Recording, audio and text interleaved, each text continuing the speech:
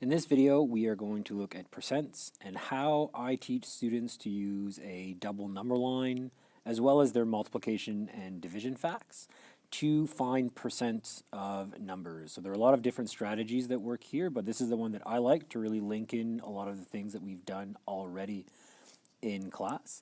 So the three big sets of questions are quarters, fifths, and tenths that you'll find on my website. We'll go over each of these quickly on the website, starting with quarters. So if a student here finds or flips the cards 25% and 36, what we're really asking them to do is compute 25% of 36. So I'll start with my double number line. So my double number line will go from 0% to 100%. 100% is the initial number, which is 36. And in this case, I'm looking to find 25%. Now, if I continue to fill in my number line, I could have 50% here and 75% right here. So what I encourage students to look at is to ask themselves, how many times does 25 go into 100? Or what's 100 divided by 25? And here they should see that 25 times 4 is 100, or 100 divided by 4 is 25. So proportionally, we need to see the same relationship on the other side of the number line. So which number times 4 has a product of 36? So in this case, 9. Now, if I extend that to finding 75% of a number, students need to recognize that 25 goes 3 times into 75.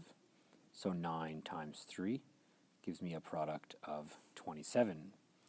What I like about the number line is that it kind of represents a rectangle that's divided into 4 pieces, or 4 different quarters. So 25%, 25%, 25%, and 25% in each part, or with each part representing a quarter. If we move on to fifths, it's a very similar strategy. So in this case, students are being asked to find 20% of 45. So let's go set up our double number line in the same way, going from 0% to 100%. 100% of the number is the number itself, which is 45. 0% of the number is 0. And then what we are looking to find is 20%. Now, the reason why I encourage students to practice with fifths before tenths is that sometimes students will default when they see 20% to automatically finding 10%. But we don't always need to, because 20% goes nicely 5 times into 100. So the number that I'm looking for here needs to go 5 times into 45, or be 5 times smaller than 45, which is 9. 9 times 5 is 45. And then if I extend that to finding 60%, 20 times 3 is 60, so 9 times 3 will give me 27. Students are more than welcome to find 10% and double, but in certain cases, if I find 10% of 45, for example, I'll be left with a decimal number that I then have to double. So I'm saving a step, I'm being more flexible with my percents. So this is why I encourage students to practice fifths before moving on to tenths. And the last one that we'll show is the multiples of 10, which also includes 5% and 1%. So here, if a student has to find 10% of 70, again, we'll start with our double number line. So 100% is the number itself, which is 70.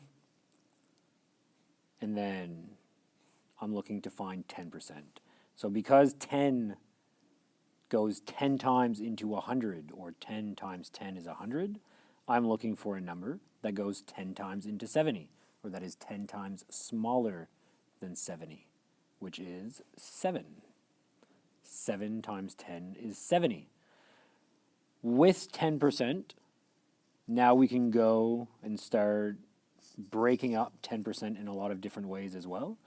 So by knowing 10%, I can go find 5% because that's half. I can also find 1% pretty easily because that's, again, 10 times smaller. So I just need to divide by 10. And if I extend it to percents such as 30, I can use the same strategy as before. If I recognize that 10% goes 3 times into 30%, then I just multiply my number times 3 to find 21. Thanks for watching.